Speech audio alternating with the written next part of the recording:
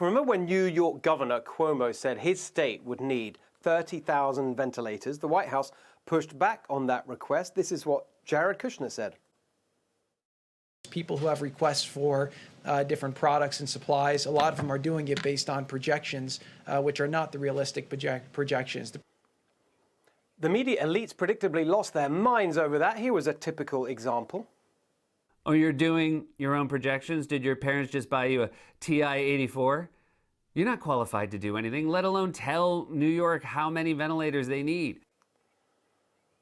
But that didn't age well. Turns out Jared Kushner was exactly right. The White House team he led helped get New York more than enough ventilators, to the point where New York has now begun sending ventilators to other states. The man at the heart of all that and so many other aspects of the administration's coronavirus response joins me now. Jared, great to see you. Thank you so much for making time for us on a Sunday evening.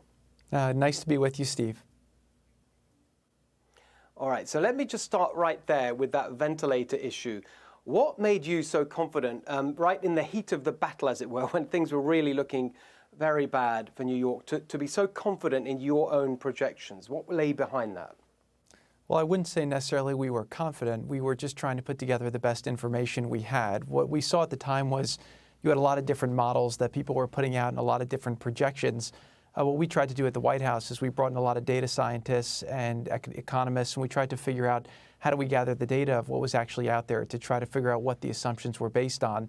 The president was very clear that he wanted to be able to meet all the demands of people for ventilators. We had some very scary moments where the projections FEMA were showing us were that we would be 130,000 ventilators short by April 1st. And so we were trying to make the 20,000 we had go in the best way possible to do it. So what we did was we had states find out how many ventilators they actually had in their states, what their utilization rates were, and then we sent them out about 96 hours ahead of when they would actually run out. And by utilizing them smartly, we were able to meet all the demands. And at the same time, we also used the Defense Production Act to stimulate the oversupply of ventilators. So last year, America produced about 30,000 ventilators.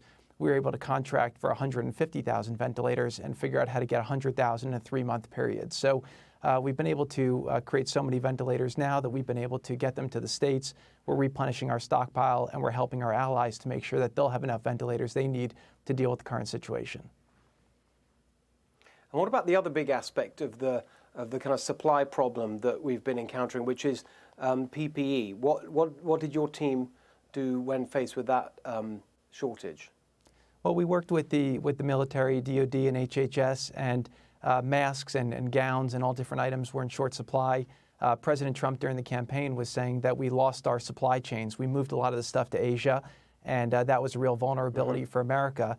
And that proved to be right in this instance. So we were able to figure out how to locate the different places where we were able to find the supply. It was very challenging because every country around the world was looking for the same items, but we were able to secure it. And then we built an air bridge with Asia, where so far we've had over 85 flights that have flown in carrying masks and gowns and all different critical items.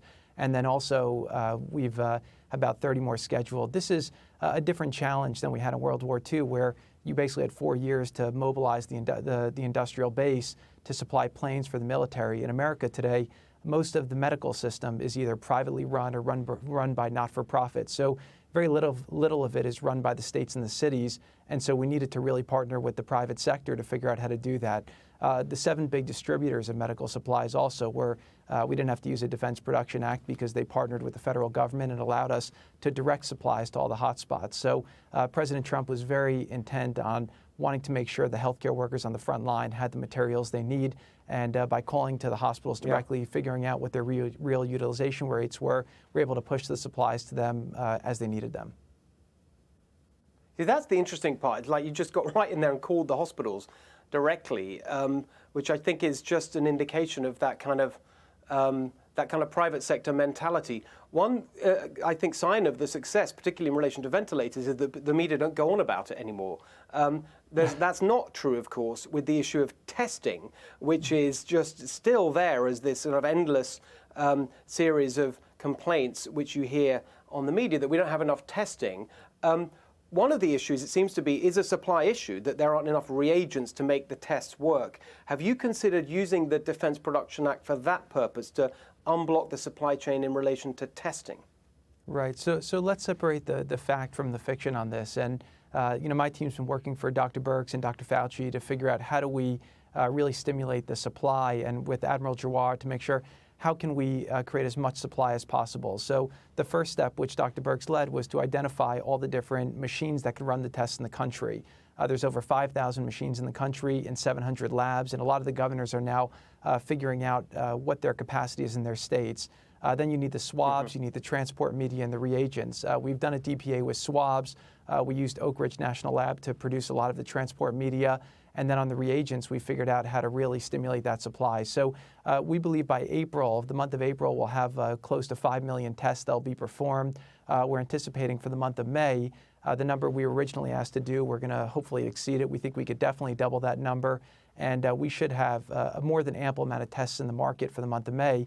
And over the last 3 days, the White House and HHS, we've been having calls with all the different governors to work through with them how they can develop their own testing strategy, because the limiting factor now is not going to be swabs, it's not going to be reagents, it's not going to be transport media, it's not going to be machines, it's going to be the different states' ability to collect the samples and do it in an efficient way. So we feel really, really good. We've eliminated a lot of the bottlenecks in testing, and I think we'll continue to see it do better and better over the coming weeks.